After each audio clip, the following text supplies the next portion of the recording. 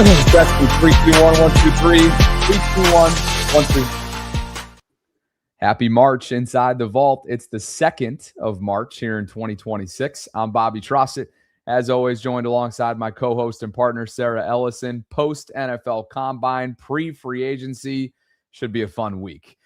Sarah, welcome inside. Glad you guys can be with us today. We've been on the run. You've been all over the map in Columbus, and I've been traveling back from Indianapolis. But we're back in the saddle, and there's lots to discuss post-NFL Combine, as you see in today's headline. We're going to go through 5 free agency rumors and whispers now that everything's in the rear view from Indianapolis. And then we'll get into whether or not Eric DeCosta and his front office might pull trigger on a blockbuster move. And there's a couple different examples that we'll discuss as well. Also, some intriguing prospect performances at positions of need for Baltimore to review. We'll do exactly that and a whole lot more. It's brought to you by our friends at Mando. If you could, on the way in, like the video, subscribe, hit that notification bell, consider becoming a channel member or gift-giving membership. Lisa, if you're watching or listening right now, we still need to hear from you. You won on Friday our $100 gift card to our merch line, and we still haven't heard from you, which means we can't give it to you. So hopefully you hear this, and hopefully you'll email us at BaltimoreRavensVault@gmail.com. Good to see you, partner. Happy Monday. Good to see you. It is a happy Monday. Hopefully it'll be a happy week, Bobby, because this is it. This is the last week.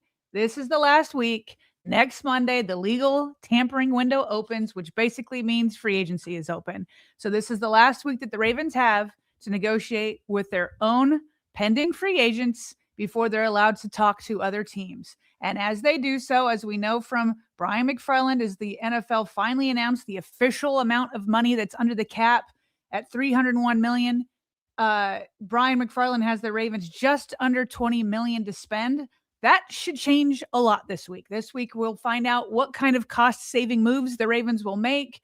If they can get Tyler Linderbaum or Lamar Jackson extensions going on, this is the final week to do so. Now, as we head into this final week, 2 ESPN writers, Jeremy Fowler and Dan Graziano, of course, was on the ground in Indianapolis talking to numerous teams and numerous agents. And so they put up on ESPN all the things that they're hearing coming out of Indy. And they had a lot of stuff on the Ravens.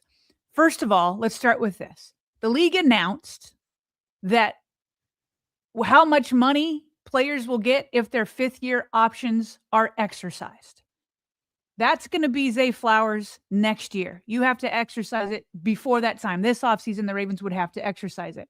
Zay Flowers will have the highest of all rookies' 5th-year options because he's gone to 2 Pro Bowls.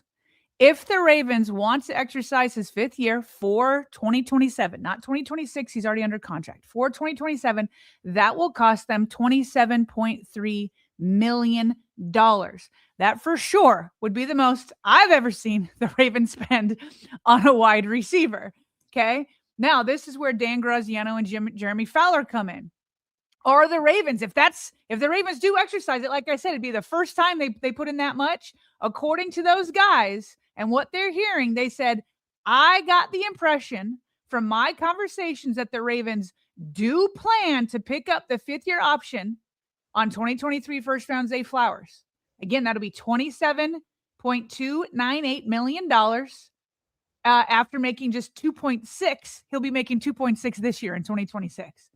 Then he goes on to say, Rashad Bateman is coming off a down year, but is guaranteed $6.5 million this year. And the Ravens seem inclined to give him another shot in the new offense that they're installing under new offensive coordinator Declan Doyle. Bobby, they think the Ravens will exercise the 5th-year option. Would you also do that? Do you think Zay Flowers is worth $27.298 million? Well, I think it's worth the chance of like getting an extension done for starters. Do I think he's worth it for what they do with him, for what the wide receiver market is in general in 2026, for his Pro Bowl, to what we've already discussed, talents, multiple years running now, and the fact that he and Lamar have blossomed into that quarterback wide receiver 1 relationship, then yeah, he is for the Ravens organization, certainly, particularly when you assess it and compare it to the market outside there. We know this position has skyrocketed and the value certainly suggests that's only going to continue to go north. But obviously they want to get an extension done with him. And I think you and I, for probably over a year now, have sort of been in lockstep with our thoughts, and sort of some foresight that maybe, just maybe, he ends up becoming the first true homegrown wide receiver in his prime to be paid. And I think he's worthy of being exactly that. We have said multiple times over the last months, maybe a couple years, that if the Ravens do finally pay big money at wide receiver, Zay Flowers will be the one to break the mold. This is a guy for the past 2 years who has broken 1,000 yards. Last year it was over 1,200 yards on 64 catches, 5 touchdowns. Bobby, Zay Flowers is the wide receiver room. I mean, he just is. I don't know what it would look like under Declan Doyle. The way Jesse Minter and Declan Doyle are talking is they want to get Lamar Jackson under center more. They want to change things up, have obviously use the run game more with Derrick Henry, but boots and play actions and all that kind of stuff. So if there's going to be more volume, I think you want Zay Flowers around. And so that's why it's, you'll get to see what's going to happen in 2026. But yeah, I think that Zay's worthy of finally breaking the mold in Baltimore and spending some money at the wide receiver position. Like, he's obviously had his moments with fumbles and things like that. But when you need somebody in the wide receiver room to step up, it's Zay Flowers, and he's usually available, Bobby. It's not like Rashad Bateman where he's unavailable and he's always dealing with injuries. He can go deep. He can take a jet sweep, which I don't know that we want to see too much of. He can go over the middle. I mean, he can do so much. And Lamar obviously coined him as the human joystick. So I think that he is worth that 5th-year option. And that takes us to the next kind of rumor or whisper that the guys were hearing over at ESPN. Well, that takes us to Tyler Linderbaum, and the Ravens have 7 days to get this done. And according to the guys, when they were talking to people in Indianapolis this week, everybody in Indy believed that he will get offers that will exceed $20 million per year. And because we had already heard that, and that Baltimore won't want to go that high. Obviously the Ravens want to keep him. Eric DeCosta said, kind of broke news last week around this time, maybe Tuesday last week, saying that they offered a market setting offer. But as Dan Graziano and Jeremy Fellow right here, that might not be enough. Just a not record setting, a market setting deal. Would you go over 20 million for Lindy? This brings me back to a year ago with Ronnie. Ronnie could have made a ton more money than what he ultimately signed for in the form of an extension, his second deal with the Ravens, to remain a Raven and finish what he started. That's to use his words. Finish what he started. Tyler's at a different point in his career right now. The same can be said. If he hits the open market, he will get paid, Sarah, you would think, a lot more than the Ravens are a lot more north of where the Ravens are willing to go and what's currently on the table, I'm assuming. So would I go well north of it? No. But I'd give him something that is competitive, that is respectful and worthy of what he's given them over the years, and let the chips fall as they may. Jeff has been on record for saying that he feels like he is genuine, Tyler, in terms of his love and interest and commitment to the organization. Sometimes the numbers and math change those calculations. We'll see, though, over the next week or so. Well, what's interesting is Nick Mateo, who does all the Ravens contracts and negotiates with these agents. He heads that up. Eric obviously has a part in all that, but Nick's the one who puts the contracts together. Does a lot of the heavy lifting here because Eric's got his hand in a lot of different places, including the draft. And so when he was talking to Garrett Downing of the Ravens team website, and was talking about one of his favorite combine memories, and you just mentioned him with Stanley, and how they were so close to losing him, but things turned around in the combine. Just last year, we had a meeting with Ronnie Stanley's representation, and Ronnie was a pending free agent and probably, our highest priority. And in Indianapolis, we met with Kim Miali, his agent, and we actually kind of understood and hammered out the framework of a deal. To Ronnie's credit, he kind of was transparent in what he wanted, and he wanted to be a Raven. And within a week, when we left Indianapolis, we had a deal with Ronnie before the negotiation period started. So that was a fun win for us. So I've been I was curious if some of these reports, like the ones from ESPN here, would like maybe turn and change a tune, because up till now it's been kind of this, that it's looking dicey that the Ravens might lose him. And I thought, like, if it's going to change, it would be at the combine where Eric DaCosta and Nick Mateo can talk to his agent. And if there's any hope, it would be because it turned at the combine when they're face to face. And so far, we're not hearing that hope. That being said, Bobby, I know it's a lot of money. I know it is. It's obviously going to shatter the center market. That being said, we sit here in Baltimore and talk about the wall of Lamar and protecting him and building around him. And, you know, he was injured a lot last year, and he was running for his life before he got injured. He was hit a lot. And so sometimes to me, it's like, where's your priorities? Where are the priorities? Is it to build a wall around Lamar? And so that's why, to me, it's like, with how important that is, do you go the extra mile for Tyler? If the answer is no for the Ravens, they better have a darn good backup plan, because that is the priority this offseason, is to build a wall around Lamar. All right, next up. The next rumor coming out from the ESPN notebook. Okay, Isaiah Likely. People are having a hard time letting him go, so I almost feel bad even bringing this up. But here's what they say. Tight end Isaiah Likely is a free agent, and whether he comes back depends on what kind of market emerges for him outside of Baltimore. Okay, so he's going to hit the open market. Come Monday at this time, his agent's going to be talking. And let's not forget, a while ago, or just a couple weeks ago, he said, I tell everybody, Baltimore's home for me, but at the end of the day, business is business. And Isaiah Likely, it's clear to me he wants to be open for business. And I would be shocked if he doesn't have a pretty good market. For him to want to come back here and say, hey, maybe I'll just do a 1-year deal so the market can go up, I have a hard time thinking that's going to happen. But that's where the miracle would lie. He definitely wants to go. He wants to be open for business. He wants to go here, all the different offers he can get. And then, only then, if somehow the market was super low, that there would be where the miracle lies, and that he could possibly return. But I doubt it's going to happen.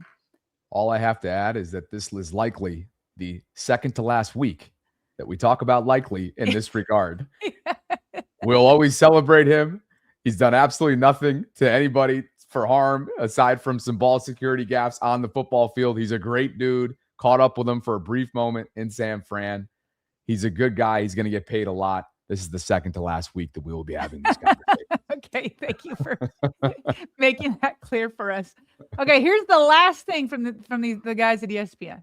This is about the safety position that you and Kobe Pruitt like to troll me about, with getting a safety in the first round. Caleb down. Got no problem with Caleb, other than I don't want him in the Ravens at number 14. So here's what Fowler has to say about it. He said the Ravens could be in the market for a safety in free agency, per multiple league executives, despite having one of the league's best in Kyle Hamilton and drafting Malachi Starks in the first round. A growing trend in the league is using 3 safeties, similar to what Seattle did to the great success last year with Nick Emanwari as a safety, big nickel alongside Julian Love and Kobe Bryant. New Ravens coach Jesse Mentor was known to experiment with the same setup with the Chargers.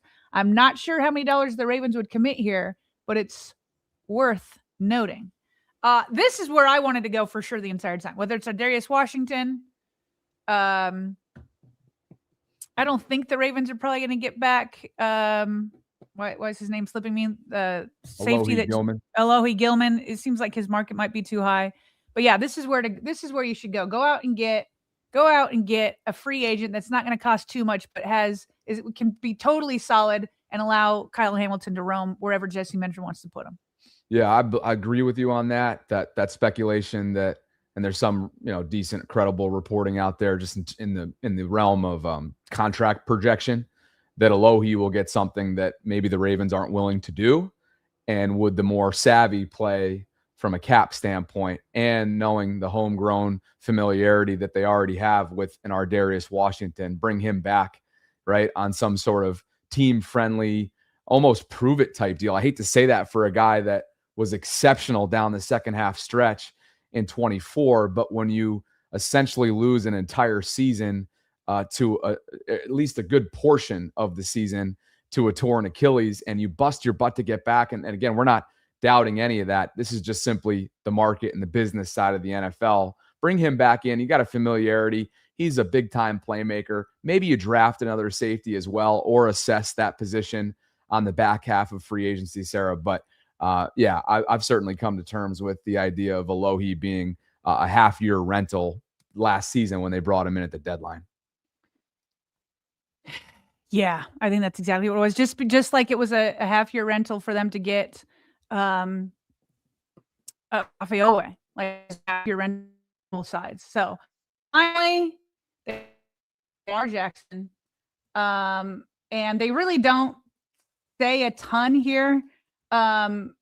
Just, yeah, I mean, basically they're saying what his cap hit is. And I guess this part, which we already kind of knew, the Ravens have automatic conversion rights in the contract, meaning they can add more void years, convert salary to signing bonuses, and knock down this year's cap number by as much as $38 million, which they wouldn't go that high, I don't think. And they don't need Jackson's permission to do it. Jackson's contract already has void years for 28 and 29, though, and Baltimore would prefer to do an extension and avoid dumping more cap charges into future years for which he's not yet signed. Like you can dump him in future years, but it'd be better if he were signed, right? Jackson still doesn't use an agent, and that has led to some complications in these kinds of talks between him and the team in the past. So it's hard to handicap the Ravens' chances of getting it done. Bobby, for you, do you feel like it's going to get done eventually, just maybe not this week? I was going to say this self-imposed deadline. I mean, we're operating off of, Bisciotti's thoughts during the press conference that he would like to get something done before March. Yeah. Right. That was sort of without setting a specific deadline, that's what we're going off of. So, part of me is like, well, wait, is that the be all end all deadline? Well, no, because you got to go back to April of 2023, Sarah, when they got something done the first time around. So why can't that happen again? Right. Now, obviously, he wasn't carrying the cap hit that he will in 2026 3 years ago, which is north of $74 million, which is a significant bridge that the Ravens will have to cross and conquer in team building if they don't end up getting something done. And Steve's made it really clear what DeCosta and the front office will do, as Dan's noting here, with some of the void year structure. So no, I don't, for the little that we know about this, I certainly wouldn't use the deadline as it being Monday, or let's call it Wednesday of the new league year next week. Yeah, the Ravens, if they need money, they're going to have to find other ways to do it, because I just don't know that it's going to be done by Monday. At the same time, Dan Graziano has no clue. Jeremy Fowler has no clue. I have no clue. You have no clue. Even Jeff Zrebeck, who's probably the most plugged in, he always says nobody knows what Lamar's like. Nobody knows what's going on with these contract negotiations. For all we know, they could be done tomorrow, or we could wait until the draft again, or who knows? Like, EDC and Lamar Jackson are the two most tight-lipped people I know. So them together, none of us have any clue. There's no real predictions. And what's interesting, Bobby, is Colin Cowherd at the end of last week really ticked off some Ravens fans. He's kind of been back and forth. He was really low on Lamar Jackson during the draft process. He apologized once Lamar started taking off in the NFL. But now he feels like he just straight up said last week, the Ravens Super Bowl window is closed because of Lamar Jackson's contract. Listen to this. Combine week, and a lot of business deals get done. And one of the business deals getting talked about is Lamar Jackson's new contract. It's just remarkable to me. And I've always been a huge Ravens fan and a big Lamar supporter.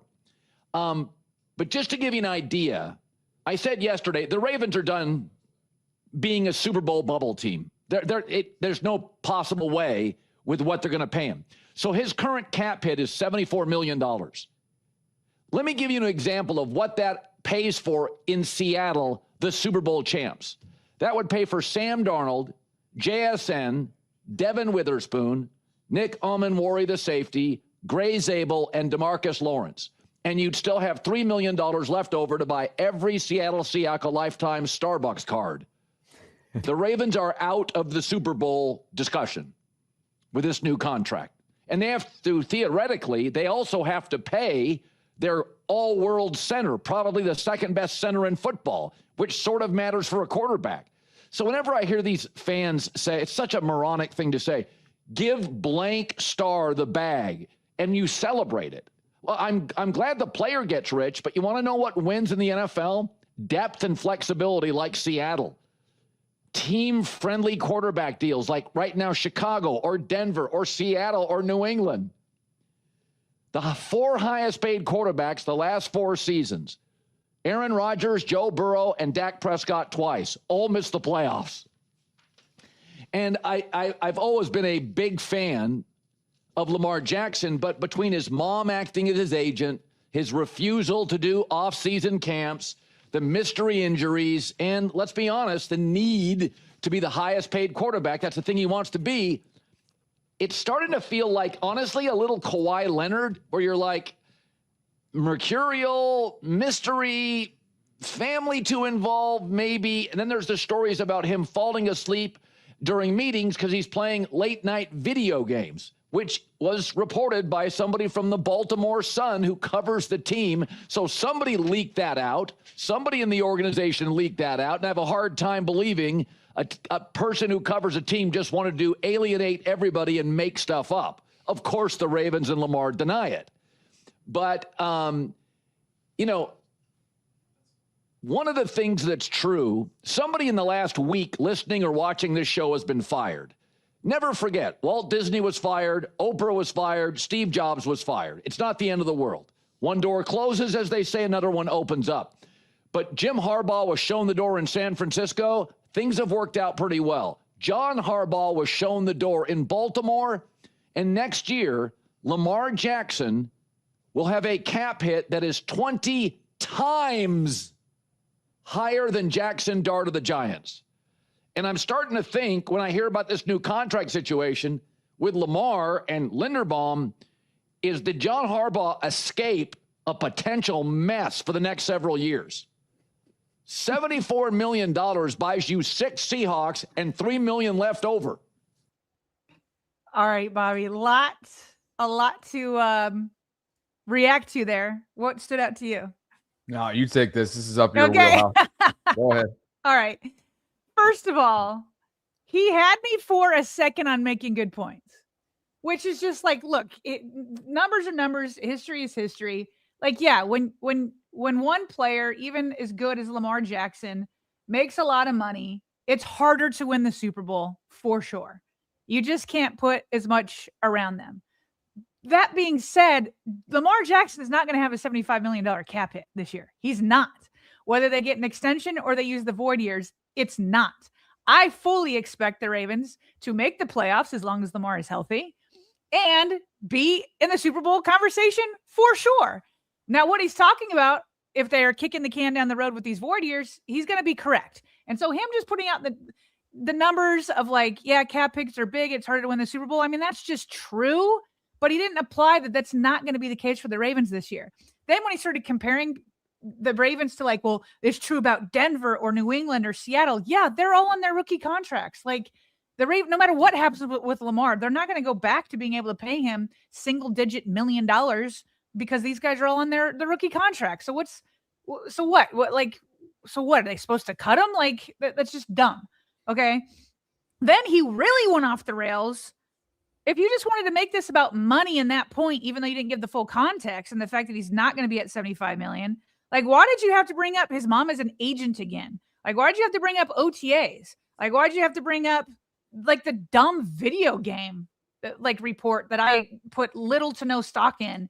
And like, here he is over the weekend, just as Lamar does, just puts up Hollywood Brown and Tutu Atwell both put up videos of him working out. So Lamar's just no mention of that kind of stuff. Obviously, this video is before those went up, but he had videos the weekend before doing the same thing. That's all he's doing.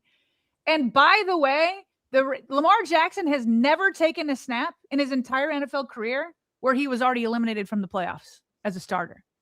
So, like, that's going to happen again this year. Then the final thing at the end, Bobby, where he says John Harbaugh got to escape this scenario. Ooh, I am not going to let Colin Cowherd forget this. When the Ravens are in the playoffs and John Harbaugh and the Giants are teetering on 500, just teetering there, like, you're going to eat these words again, just like you had to, Colin, coming out of the combine. As long as Lamar is healthy, the Ravens are going to the playoffs and will be in the Super Bowl conversation. Somebody's got to go check out the bookmark count, right? Whenever these clips surface, I always like to see how many people bookmark them and keep them right, ready to go so that they're easy to access. They can go and keep it as a receipt. He literally said it was an escape, Bobby, from Baltimore to the Giants with Jackson Dart. That's the escape route he got. Okay. Sorry to cut you off. I think there's a real possibility that, much like in 2022 when he played on the tag, Lamar could have a lot of success in 26 without a long-term deal done. Mm-hmm. He's a unique operator. We've seen this before. And so I'm not going to sit here and rule out the idea of this void year structured system that Steve Bisciotti spoke about at length last month, and Lamar's still having a lot of success, just as he did in a similar situation in 22. Now, you might out there be like, well, what do you mean it wasn't a successful season? It was until he went down with the PCL or whatever it was that year. They were comfortably in the postseason that year until he went down.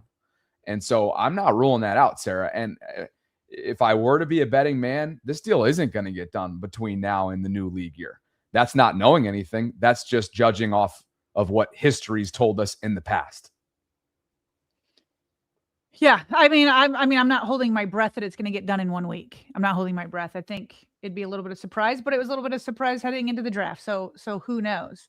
The other thing that's kind of funny to me is he's not bringing up, Josh Allen also has this type of money, and maybe they've structured it differently. But right now he's set to cost $56 million against the cap, then 53, then 59, then 86. The Ravens will get down even lower than that.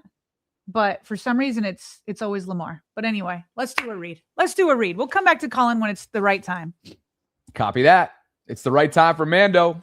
Let's do it. Appreciate their support and continued sponsorship opportunity in the offseason. Some men mask their body odor with scents. Mando men get the job done right. Don't mask it. Mando it. It's available in retailers near you. You can head to shopmando.com, which is included in our show notes, the direct link. If you're watching us in real time, there's a pinned comment in our live chat. For a limited time, new customers get 20% off site-wide with our exclusive code. So if you are a VAULTRON, if you are in the market for some scents, some Mando scents, go ahead and use our discount code. That's VAULT. Pretty simple. VAULT at shopmando.com for 20% off site-wide. That's free shipping as well. Shopmando.com. Mando's got you covered with deodorant plus sweat control. Say goodbye to sweat stains and hello to long-lasting freshness. You can see our scrolling screen share right now. Go check them out, whether it's the bundles section, gives you a bunch of different opportunities and a bunch of different packages. The deodorant section, 5 different options for you to consider. Body care across the board, shop all, you name it. There's so much to go check out at shopmando.com, including their new arrivals section. So thanks to Mando. Again, that's the discount code VAULT, VAULT, will get you 20% off site-wide and free shipping. So thanks to Mando, and thanks to all of you for being with us on this first Monday of March. We've got 2 new VAULTRONs, 2 new members, Christian and Jimmy. So fellas, welcome to official channel membership. Welcome to the community. We appreciate you guys for being part of it. And that brings us to Adam. Sarah, for you. Says Flowers' contract is the reason I don't see DeCosta trading for someone like Brown, who has 4 years, $90 million plus left on his contract, because they have no chance to play 2 wide receivers at $25 million plus each. We're actually going to talk about A.J. Brown a little bit, actually, right after all these reads. It's a good segue. Yeah. What's up, Tony? I'm a big Lamar fan, but I'm not really sure the holdup should be easy. this time. That's the operative word there. By the way, Eagles won the Super Bowl after Jalen got his money, and that was right around the time that Lamar got his money. Those two were what, a week apart, if not days apart, if memory serves, back in 23. Olu's with us today. That's fair, but both of them, by the way, both of them had a lower cap hit the year that they both signed. It's always pushed towards the end. So, but still, to his point, it's not like a Denver rookie deal or New England's rookie deal or Seattle's, although Seattle doesn't have a rookie deal. Okay. Olu says, which makes it criminal to not have taken advantage of the years when he wasn't counted for a major percent of the cap. That's for sure something that you can look back on and be like, dang, the Ravens didn't take advantage of Lamar on his rookie contract. And then he says, thanks, John. LG8 hasn't missed a voluntary workout the first year of any new offense. And that is true. Olu also writes, I hate lazy takes, and I thought Colin was better. Here's what I like about Colin. He literally has a segment where Colin was wrong. So guess what? He'll have his own receipts to go back and walk himself back on, Sarah, if indeed that take ages like milk. We'll wait and see. When you're in the opinion business, when you're in the take business, you have to live by that, holding yourself accountable. And he does exactly that. Sarah, he's already had to do it with Lamar earlier on in his time, which we've all mentioned and discussed at length over the years. Which a lot of people forgave him for, because a lot of people fell for it as Lamar was coming out of college. So he apologized and a lot of people accepted it. But I don't know how many times you can apologize for it. I don't know. He's one of the best in terms of forming an opinion, driving conversation, keeping programming afloat. Just from a broadcaster standpoint, he is the best of the best. But as far as this take goes, he's stuck his neck out there, Sarah, and he's going to have to walk himself back. That's what he's paid to do. To your point, Bobby, that's like the great John Harbaugh escape is clever. He better be right though, because it's bold. What's clever, I thought, was the Seattle comparison. Now, whether that's lightning in a bottle remains to be seen. But what they did this year on a a team-friendly deal at quarterback, an efficiency-driven quarterback offense, right? A clean, turnover-free type offense with a stellar defense, all of which was pretty friendly cap-wise, as he mentioned it there. That was a pretty good recipe for success for Seattle in 1 year. We'll see if they're able to stack that as they try to repeat. Appreciate you guys for being with us on this Monday. If you could, on the way in, like the video, subscribe to the channel if you haven't already done so. Hit that notification bell. Consider becoming a channel member, as we've already seen Christian and Jimmy do today. And again, you can give membership this offseason if you're interested in doing exactly that. Partner, where to next? Well, they're not one, but two trades with big time names, both at the wide receiver position, at the pass rusher position, at the NFL level that everybody was talking about at the combine. One is with wide receiver A.J. Brown and the Eagles. The other is Max Crosby over there with the Raiders. Both have indicated they would like to move on, reportedly. Now, why are we talking about it? Well, because somehow the Ravens keep getting linked to it, and there's always seems to be smoke around it. Okay, so we're going to start with A.J. Brown first. Obviously, it really started popping off when Derrick Henry mentioned while he was at Super Bowl Radio Row, talking about how much he would love to play with A.J. Brown, telling that to Kay Adams. So that really got things going, but it's like, well, of course Henry's going to say that. He's his former teammate. He knows he's good, but he doesn't have control of the cap dollars. Okay. So when everybody was in Indy last week, it started to ramp up again. This idea that the Eagles could trade him, and Howie Roseman didn't shut it down. Didn't shut down ideas. He talked about, hey, I got to listen to people. I got to listen. They're trying to play, walk the line, saying, yeah, we want AJ back and he's in our plans, but I got to listen. And so an Eagles reporter, Jeff over at the Inquirer, writes a whole story on it, saying that the Eagles are assessing the trade market. Brian Wacker of the Baltimore Sun, quote, retweets that and says, oh, and then he follows it up by tweeting, this would also be a very Eric DeCosta move, One longtime agent familiar with the Ravens told me yesterday. So an agent's like, oh, this could be very Ravens-like. It will depend on the price, of course, says Brian. But it's worth remembering that Rashad Bateman was nearly dealt last offseason. Rashad even talked about that to the Dallas Cowboys, but Baltimore and Dallas were both stubborn over what the Ravens wanted. So Brian obviously floating out there that he's heard from an agent that trading for A.J. Brown would be a Ravens-like move. Plus they have Rashad Bateman, who they almost traded last year. So could the two go together? Okay, so Jeff talked about what the Eagles would like to get in return for A.J. Brown. So we're going to assess this both in draft picks and in cap dollars. I want to get your thoughts on this in a minute, Bobby. So what Jeff said is that Howie Roseman's tactics, he says, are renowned. He's going to put out a price that's super high and unrealistic. And what people were talking about at the combine is that he's seeking both a first and second round draft pick. That's not going to happen. That's not going to happen at all. Not with the Ravens, and I'm not sure what happened with anybody else either. And why? Jeff goes on to explain that the bare minimum they would take, which I think is market value, is what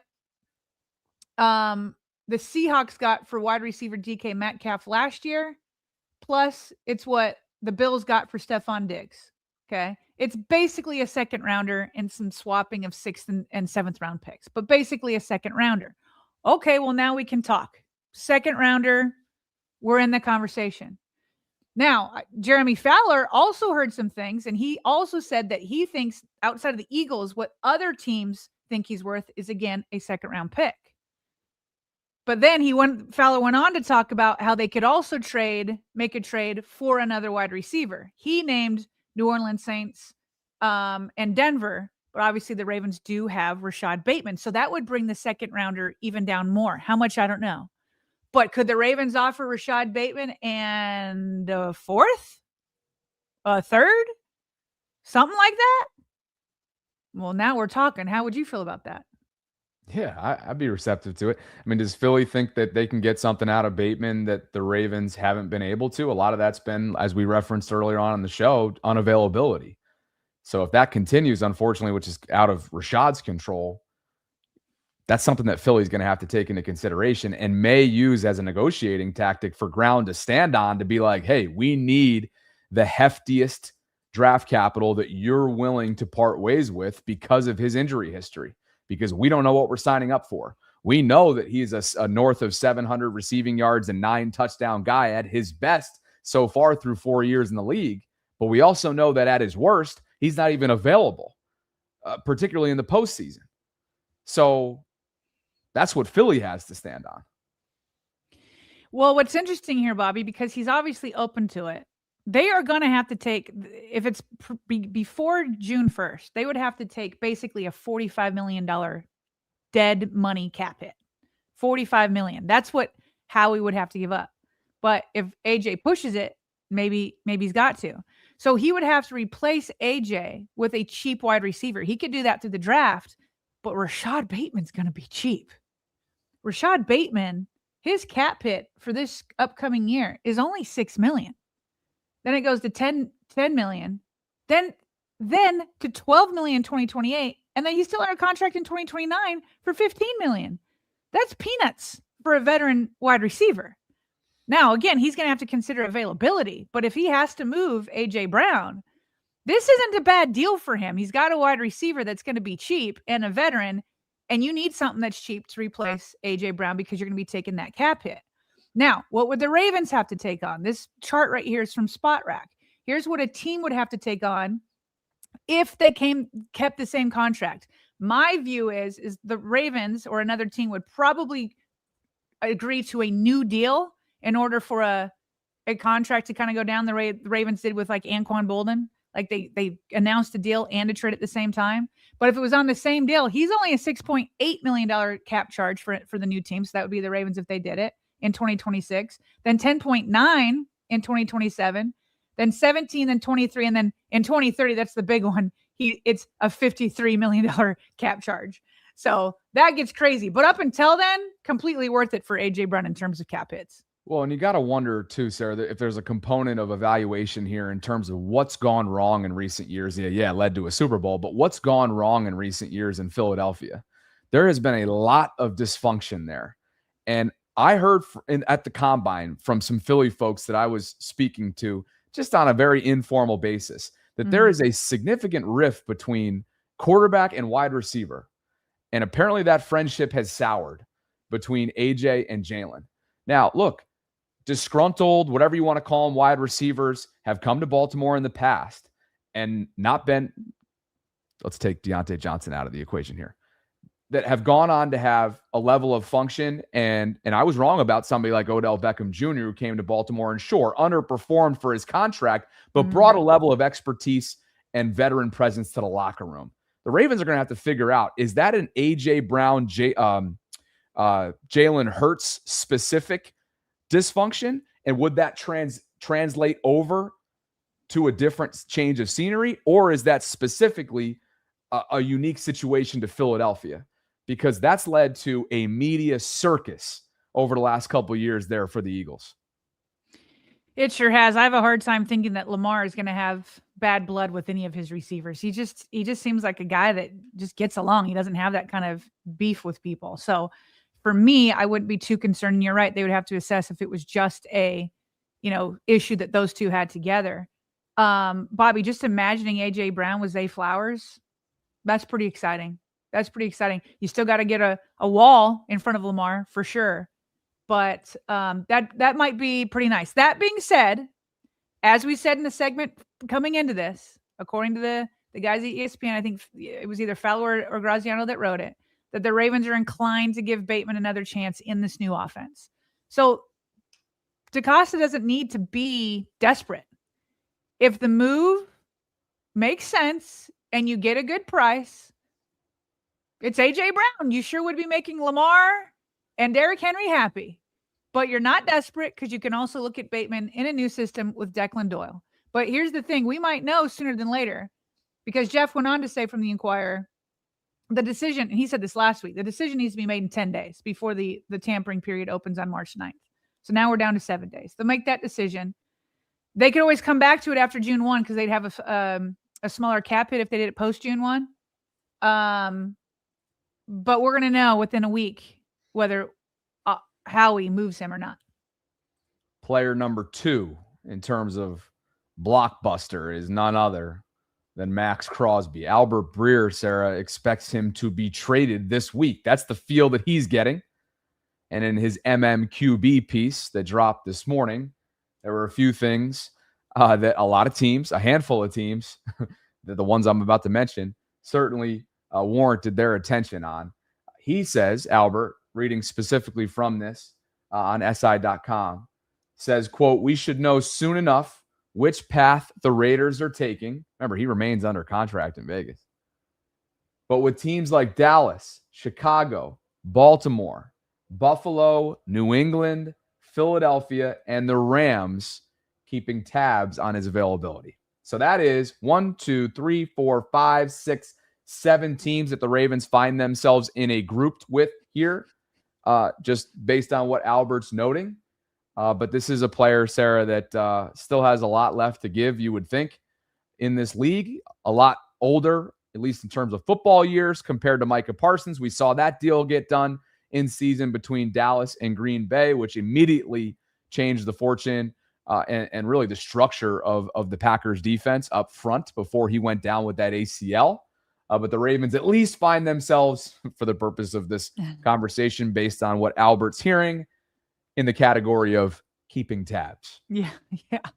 What's funny is when I usually read something like that, like keeping tabs, and then you list off 7 teams, that to me screams that like Max Crosby's agent is talking to Albert Breer or like whatever reporter is putting this up.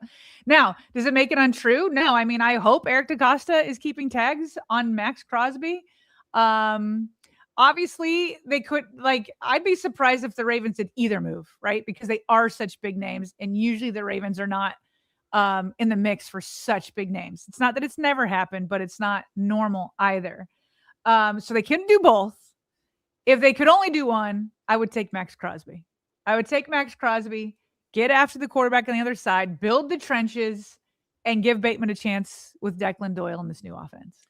Yeah, look, the whole scenario of expense and draft capital and the price that you have to pay you put that conversation aside for just the moment, which I know is a big piece of this, but strictly speak to the impact that he would have in an area that the Ravens haven't had a high impact player in. How can you not choose Max Crosby for the purpose of the exercise? So that's that. Those are two players that are garnering a ton of attention as the new league year begins, Sarah, which is next week, Wednesday at 4 p.m. Eastern, which will follow the 2 days, the 48-hour window of legal tampering. And that kind of brings us to some combine takeaways from the week that was in Indianapolis, and maybe even some positions of need for the Ravens where prospects shined last week. And you first wanted to kind of take a look at Makai Lemon here, who became a big story from his interview process. And when I say interview, it was the media portion obligation that all of these prospects take part in, where it's usually 10 to 20 minutes, somewhere within that time frame, and essentially a frenzy for questioning with local media. It really was a frenzy. What's funny is you're right. Like, he went viral because of his combine interview with the media, which we'll play in just a minute. But there are reports also that he didn't interview well with the teams, which is always like so interesting to me. But okay, so I'm not going to play just the one, but there's a single video where somebody asked him who he models his game after, which was Amon St. Brown. And it was just the way, like, again, you can see it up on the screen. He just has like a look in his eyes. And the NFL put up a picture with the word maniacal there. Like, he looks intense. He looks like he's ready to go. He looks like he's ready to play an NFL game tomorrow. Okay. But he also did, like, some wiggling of his head and shoulders and all that, which got a lot of commentary on the internet. But here's like a compilation of a lot of his answers. And now he just like looks intense is the word I guess I'll use today. This game very serious. It's the way I feed my family. I say Amon St. Brown, type of grit he plays with, type of way he can have a positive impact. I'm going to go Jamar Chase. I'm going to go JSN. Okay. Just okay, so the guy, the reporter who asked him the one video or the one question that went viral about who he models his game after was Bryce at NFL Convo. And it was just like, he just seemed so angry and was like ready to fight. So anyway, Bryce comes back to give some more context. He goes, 2 days ago, Lemon stared me dead in the eyes and gave me my most viral clip ever. Now he's getting a bad rap, as many people say he could fall in drafts because of how he acts. But here's my point of view, says Bryce. When Lemon got to the podium, he was locked in, but chill. Then within the first 30 seconds, someone asked a wild question about his height. You could tell he took it personally. And from that moment on, he was locked in on another level. This is a player that has never done a single thing wrong and has been praised by USC coaches. He's just walking around like he's that guy, which comes across as cocky or a clown or weird to some. I personally see the best wide receiver in the class. I see a guy that's hungry. I see a guy that is motivated. I see a guy that doesn't care what anybody thinks. He's just going to ball. All this talk is nonsense. And if your favorite team passes up on him because of this, I promise it's a mistake. What's funny, Bobby, is we played a clip a couple weeks ago from Steve Smith Sr. saying that he's just a dog, like loves him and would love him in Baltimore, said he would be a great compliment to Zay Flowers. Remember at the time I was like, that's interesting that he thought it would be Makai Lemon because he's not so much bigger, right? I thought he might look for like an AJ Brown in the draft this year, but now I get it. Even after watching clips, but just hearing this, like if he can get intense and just fired up in a combine interview, I can only imagine the adrenaline and what's going on in his mind during a game. feel like it's inevitable for the combine to come and go without something like this happening during the interview process or during the media process. Last year, it was Shador behind closed doors, reports being leaked that he flunked the interviews. This year, it's Makai doing this for all to see. Take a look at this. Imagine being a DB. He's looking at all of us right now as if we're lining up, pressing him right now up against the line. So that's the attitude and energy that you want to a degree.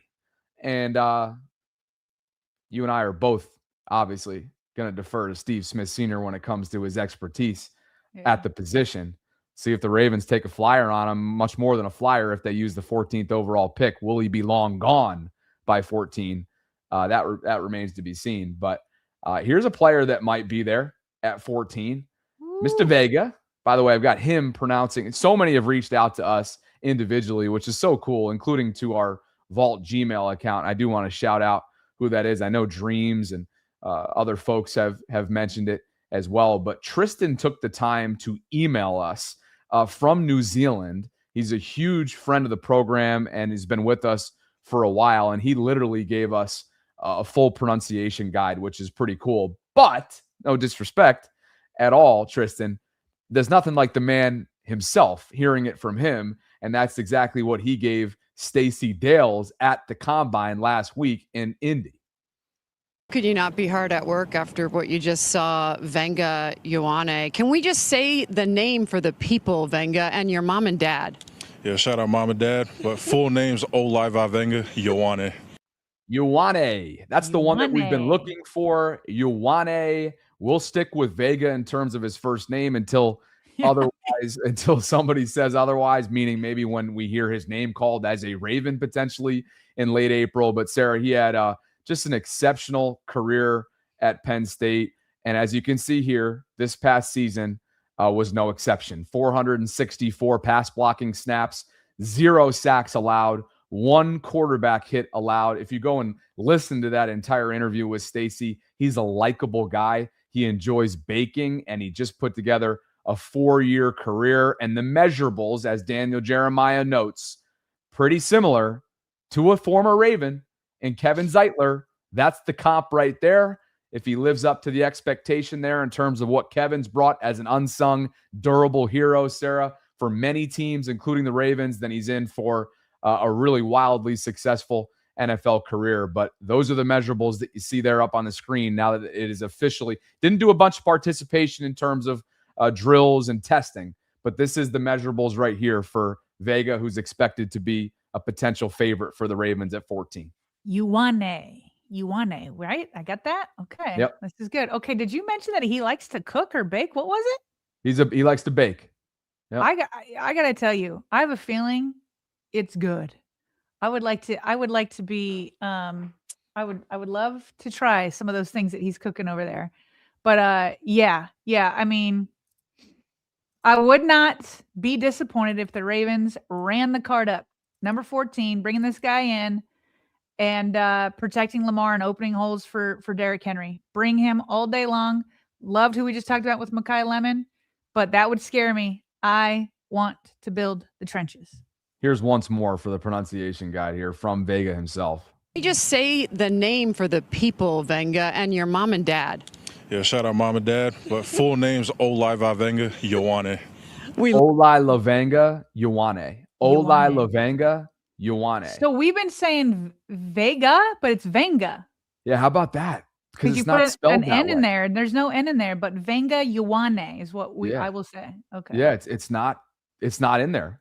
So anyway, that's the man himself who is expected to be a surefire first round pick, Sarah. I like how Luke has it broken down for us. Ioane. Yeah. Well, he's getting the win in there, right? He's getting one win in there for sure. Yeah. So that is one of many combine prospects that certainly put forth good performances, or at least in his case, made a good first impression there with Stacey, tested similarly in terms of the measurable side of things as Kevin Zeitler once did. And maybe, just maybe, the Ravens find their plug-and-play guard, starting guard, that is, in Venga, at 14 come late April. Then they'll just have to sign a new center, it sounds like. Right? Hey, should we get to some super chats before we continue with some combine takeaways? Yeah, for sure. All right, let's see here. We Ioane. left off with Olu, Raven Bama O's for you. He says, don't remember Mahomes or Brady being this much of a pain to get signed. LJ always a drama, getting old when we need to sign a free agent. I feel like Lamar Jackson himself is the opposite of drama. It's everybody else talking about him. What do you mean LJ always a drama? And by the way, can we just talk about the timing for a little bit? Obviously you wouldn't extend him before now. Like you wouldn't have extended him last year. You're not doing it during the year. And then there was a Ravens coaching search. So it's really been like 5 weeks. Like you're doing a blockbuster deal. It's going to take more than 5 weeks. I don't know why everybody thinks that it's taking. I mean, obviously you would still like it to be done before the league year. But I don't feel like it's been like an abnormal amount of time they've been discussing this. You'd think, though, after 23, the framework is there. The blueprint that is there. The structure, the value, so on and so forth is there. So what is the holdup? Is it just simply that Lamar is a unique negotiator with his mother, with the team that he's assembled, which makes it complicated from a negotiation process and approach for Eric DeCosta? What is it? Why is it taking long, or at least drawn out? To your point, it's only been a handful of weeks, and Steve Bisciotti's made it pretty abundantly clear what his deadline would be, if you want to call it that way, deadline, or at least let's call it ideal timeline, which is what he presented last month. Olu is here, and Olu writes, our foundational spots in the roster makes us different. Henry, Hamilton, Starks, LJ, Flowers, Rowe, Wiggins are all high-level players. We just need better play from the offensive line and defensive line with better coaching. That's probably fair. And, if Linderbaum's extended, Sarah, he deserves to be in that topic as well in terms of, game-changing players up and down that roster. Kobe's with us. Based on reports from the Combine, I think we can agree Lemon has fallen off some boards. Also, in a very Kyle Hamilton way, poor measurables for multiple top picks may benefit us in a poor quarterback draft. Absolutely. Who was the one we talked about last week? Oh, it was the measurables for Bain. Ruben Bain we had the image of the T-Rex arms. So yeah. Would you take Bain or Ioane? Oh, shoot. Ioane. Hold on a second. Let's go back to Venga. Take it. Be hard at work after what you just saw, Venga, Ioane. Can we just say the name for the people, Venga, and your mom and dad? Yeah, shout out mom and dad. But full name's Olai Vavenga, Ioane. Olai Lavenga, Ioane. Olai Lavenga, Ioane. Stacy. So it's not one, it's Juan. Yeah, she nailed it. She nailed it. And she crushed the coverage, by the way. She's pro. All right, continue. That's all. Would you take Bain or Venga?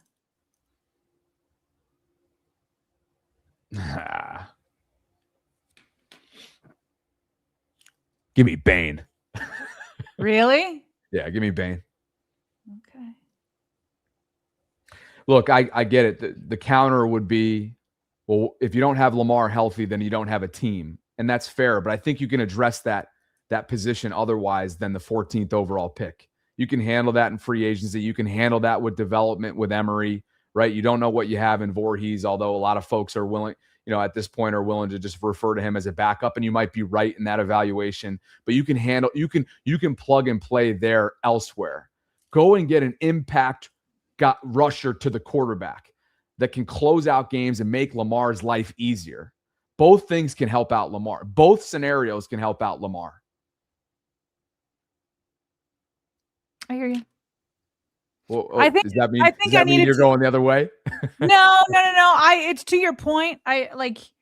It's how deep are these positions later on? You know what I mean? Who's for example, Emery, when he came on, he liked Farmer better than Venga, right? He just by like a smidge. And so I don't know, is Farmer there in the second round? And then so it all depends on your grades and how much more depth there is in the rest of the draft. KP for you. We already did this one. Oops. Hold on a second here. Thank you. KP, appreciate you. That brings us to another one from KP. And he writes, Lemon.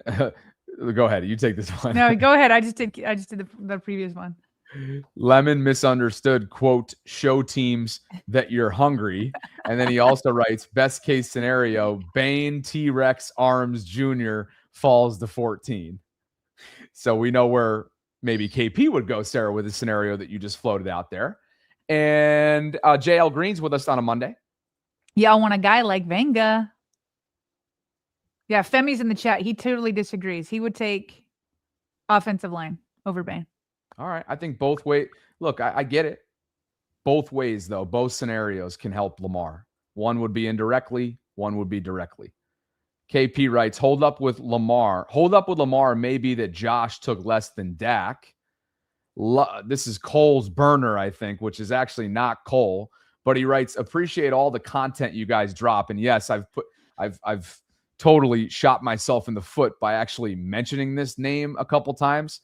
And so instead, I just say Cole's burner when I go to read with the handle that you're all seeing on the screen right now. Yeah. So that's that. And that brings us to another one from KP. I respect it. He says, easier to find top guards than Premier Edge. That's your line of thinking, right? Yes. And that's both in free agency, Sarah, and the draft. Now, the draft might come with some development side of it, whereas free agency, you're getting a sure thing, or at least a veteran presence or someone who's been there, done that. But that is something that I agree with. And that brings us to Tony. Says, if Love is available at 14, will you take him? Oh, that would be fun. As Emery says, something would have had to have gone disastrously wrong for him to be there at 14. He's not going to be, and I'll tell you why, because I got a slide coming up in some of these combine takeaways that we have. King Poppy has become our third channel member of the afternoon. Pop, appreciate you, man. Thanks for being here, and thanks to all of you for spending some time with us on this Monday. If you could like the video on your way in, subscribe, consider becoming a channel member or gift-giving membership this offseason. We'd appreciate it. More Indianapolis takeaways. Sarah, don't think he'll be an option for the Ravens on day 2. No. Kenyon Sadiq, and I don't know if they want to spend 14 on a tight end. No. But somebody who gets this guy who dang near might be in the end of the first round is getting a player, is getting a freak athlete. Kenyon Sadiq had one of the best days ever by a tight end at the combine, and here you have it. His 40 time was the best ever by someone at that position. His vertical jump was the second best ever by someone at the tight end position, and his broad jump was the third best ever. He went nuts and dang near jumped right out of Lucas Oil Stadium. He is a freak, and he's someone that is going to be, you would think, an immediate impact player wherever he lands coming up in April.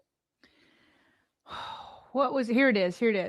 Players to run a sub 4.4 seconds in the 40, jump 40 plus inches in the vert, and broad jump 11 plus feet at 220 plus pounds since 2023. 3 people have done it. Nick Emanwari, DK Metcalf, and now Kenyon Sadiq. Take a look. He lapped the field. And remember, these hundreds of seconds, these tenths of seconds, these are like minutes when it comes to the technique and fundamentals of this. Sir, he far and away was the top guy in the 40 at 4.39. The next up was SMU's RJ Maryland and Eli Stowers at 4.51. That is a significant. You guys know, for those of you who follow the 40 times in the combine and track, this is a significant gap from the field from Kenyon Sadiq. He's a beast. He put on a show, and his draft stock, you would think, won the event that is the combine up there with the Sonny Styles. These guys went nuts.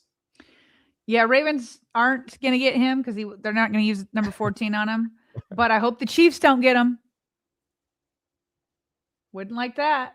Here are some of the athletic free, yeah, right? The predecessor. Yeah. Or excuse me, the successor to Travis Kelce, assuming that he's going to run it back maybe for 1 or 2 more years. And there were some other athletic freaks as well at other positions, including Jeff Caldwell and Bryce Lance at the wide receiver position. How about Taylon Green at the quarterback position out of Arkansas? A lot of folks feel like if he keeps his NFL career alive over time, that he'll transition to wide receiver from quarterback, something that Lamar had to deal with throughout his time at the combine and the pre-draft process and even into his early years in the league. So maybe Taylon Green gets a chance to do exactly that. Kenyon Sadiq finds himself on this athletic top 5 scorer list, as does Haynes King at the quarterback position. So just, again, positions that are all on the offensive side of the ball, but were some of the best athletic freaks throughout the week that was. And here is, and who hit us with this? Was it KP? I think he just brought up Tony Williams brought this up. He's like, if Love is available at 14, will you take him? And I can't even entertain the question, Tony, because look at what he did. And sure, like, is the 40 time everything? Nobody's saying that. I'm just saying what that does for your draft stock. And in this case, what that does for your availability if you're the Ravens. He's not going to be there at 14. A 4.36 puts him as the fastest 40-yard dash runner over the last 10 drafts in the category of running backs with 90 or more production scores here, according to Next Gen Stats. That trumps the likes of Jonathan Taylor, Saquon Barkley, Bijan Robinson, and Christian McCaffrey. Sarah, he's not going to be there at 14. No, he's not. No, he's not. And by the way, to your point of like, yeah, a 40-yard dash isn't what you draft off of, but when you can put a fast 40-yard dash on with the film that he's produced, like, that's when it helps. It's on top of what we've seen on film. Along the lines of free agency, Ian Rappaport. Wait, before we move on real quick. Yeah. How could we not mention the and no matter what happens, locks of one Jennings Dunker out of Iowa, who, according to the New York Post, is projected to go around the second round. We were talking about, like, if you don't get Venga in the first round, like, this guy just looks like he is an absolute ball. Okay. And he's from Iowa, an offensive lineman from Iowa. And he's got that red hair just flowing. I don't know, Bobby. It wins the internet. He sure won the internet over the weekend. He was so good, man. He was so good. It wins the internet. And the Ravens sure have done, you can bet that they've done their homework, being that he's from Iowa. Can he help out as a starting guard immediately? I feel good about with that mullet. That mullet, yeah, he can. With that mullet, I already know. For the moment, she says, I don't care. Some of you, for the moment, say, I don't care. And I get it, because those are luscious locks.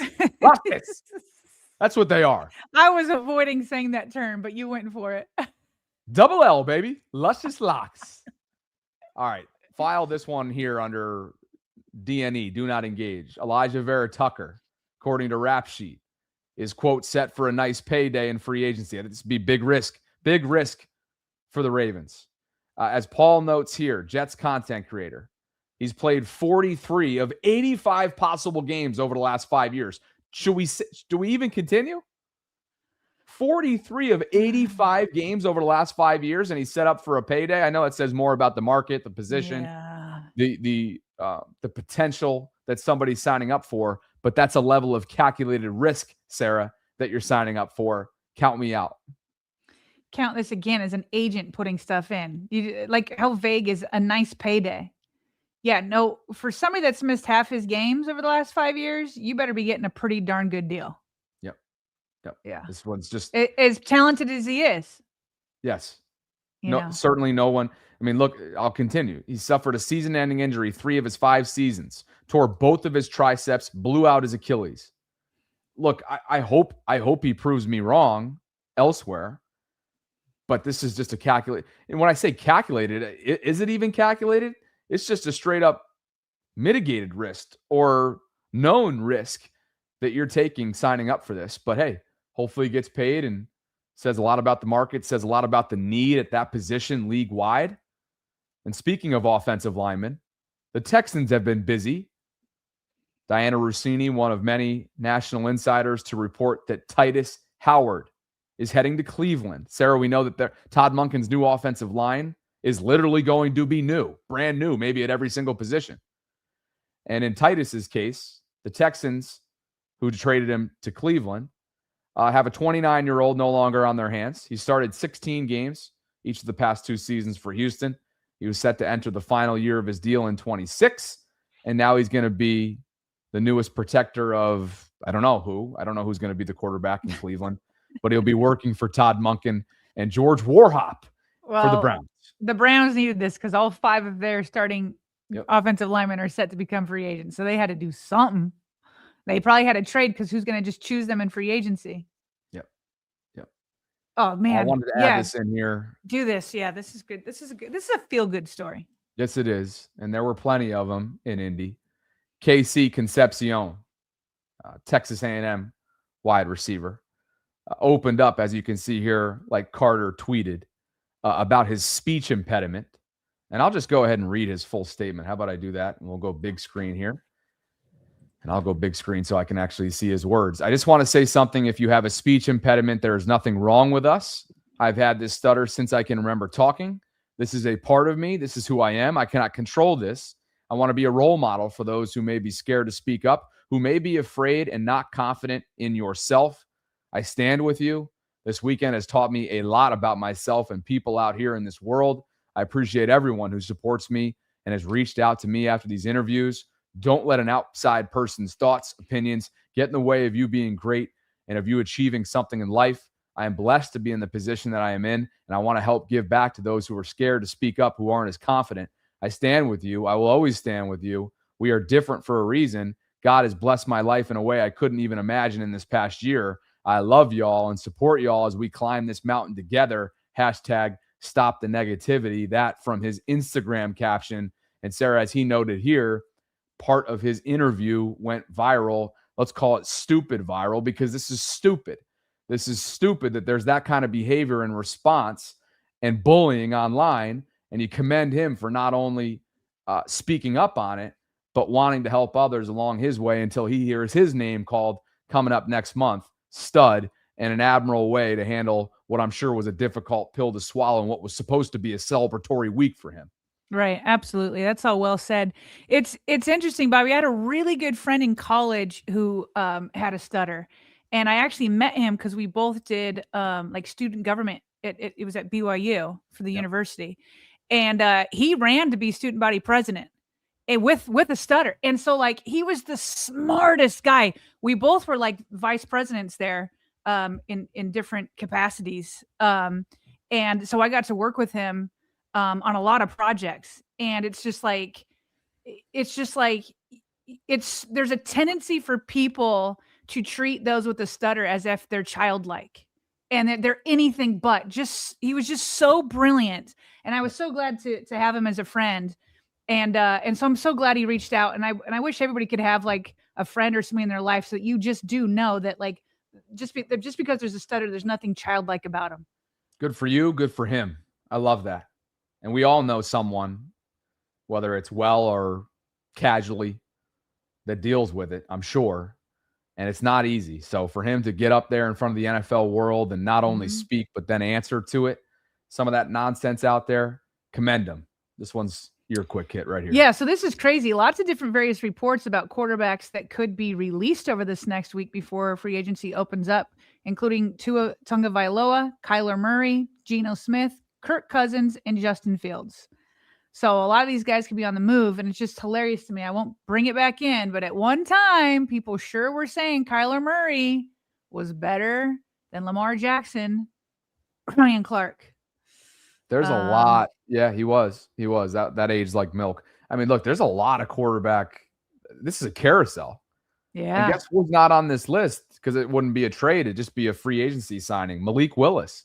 He might end up being a starter in 26. And maybe he follows Halfley, who just left Green Bay for the Dolphins gig to Miami. There's going to be a lot of change at the quarterback position, as you noted. Yep. What else we got here? Oh, just one other decision the Ravens are going to have to make on if they tender Keaton Mitchell. Brian McFarland had some discussions on Twitter over the weekend about that. And one person suggested that the teams could call our bluff on a second round tender. And I was like, shoot. So was Brian. He's like, oh, the Ravens would gladly get a second rounder for Keaton Mitchell. So he doesn't think the Ravens will put the second round tender on him. If they do put a tender on him, it'll be the lower tender, which would be about $2.3 million or less. But for him, because he was an undrafted rookie, the Ravens would get nothing if somebody else matched that. So that's what's more dicey, says Brian. So the best possible scenario, if you want to keep Keaton, says Brian, is to extend him. So that should be something that we hear this week also. What's going to happen with Keaton Mitchell? Congratulations are in order for Mr. and Mrs. Loop. Tyler got married to his fiancee, Julia. Beautiful venue, beautiful people. I saw this full collection on his Instagram, and I had a nice little back and forth with his father, Steve, who I know is extremely proud. And congratulations to the Loop, Sarah. Beautiful, beautiful venue there. Beautiful venue. Great. I mean, just a handsome groom and a beautiful bride. Congratulations to him. Super happy for him. Yeah. And finally, what's last? Oh, I'll do this tomorrow. We're running out of time. I just liked something that Hollywood Brown dropped, but we'll do that tomorrow. Okay. Get to some super. Says he's taking Vanga. He says, I'm taking Vanga with that scenario that you floated out there. So there's some good back and forth on that exercise, Sarah, between Bane and Vanga.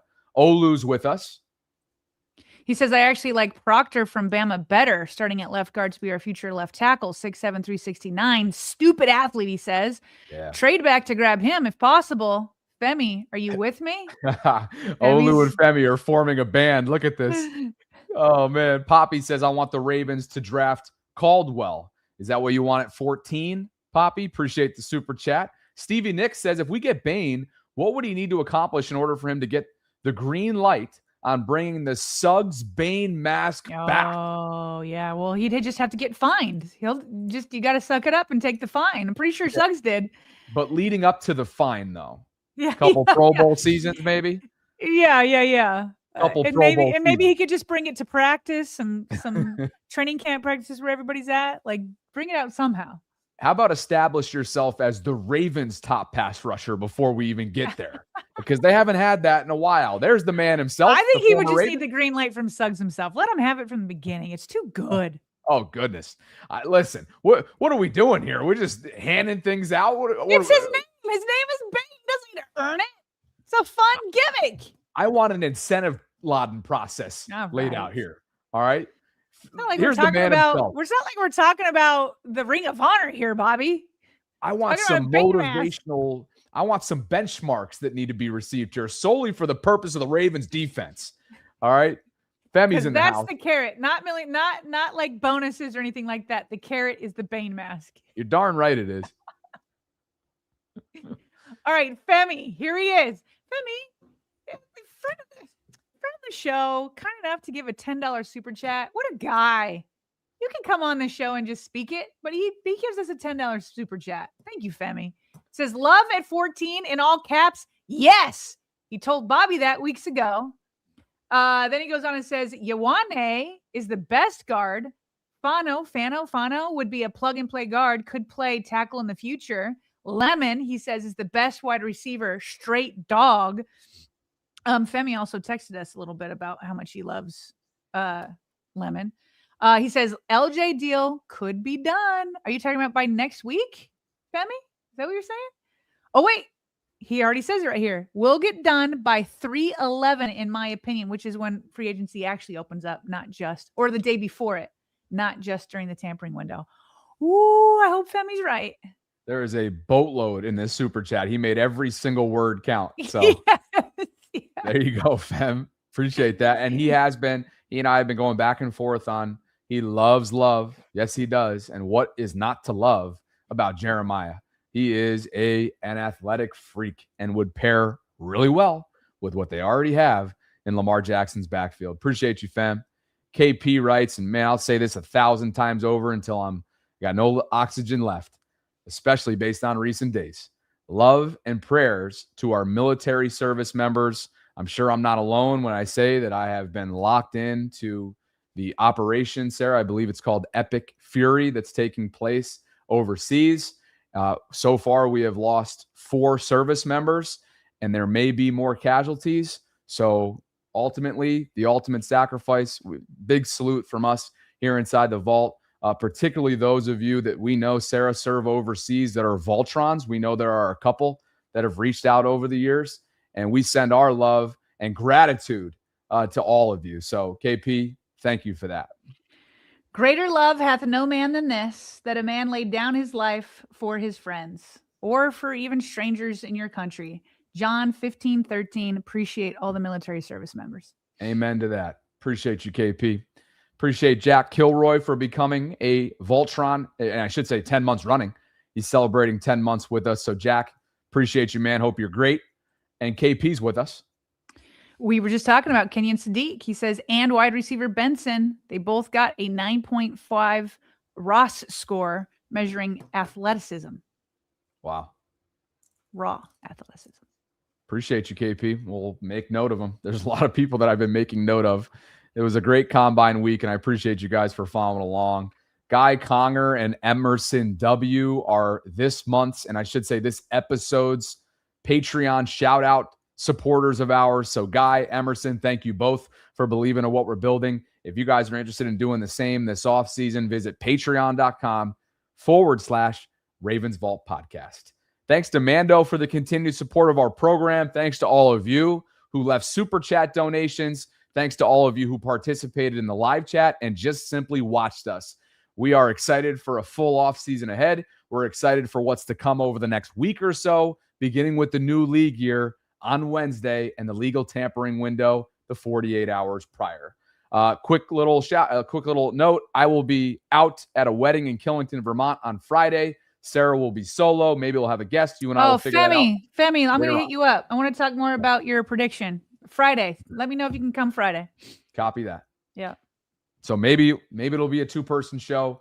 But as of right now, Sarah will be solo on Friday, and I'll be back on Monday to get ready for what I'm sure, Sarah, will be a frenzy 48 hours. So for Sarah Ellison, I'm Bobby Trossett signing off from this Monday Ravens Lunch Hour live stream. We appreciate all of you guys for dropping by. Thanks to Mando for the continued support of our program. And as always, VAULTRONs, thanks for spending some time with us here inside the vault.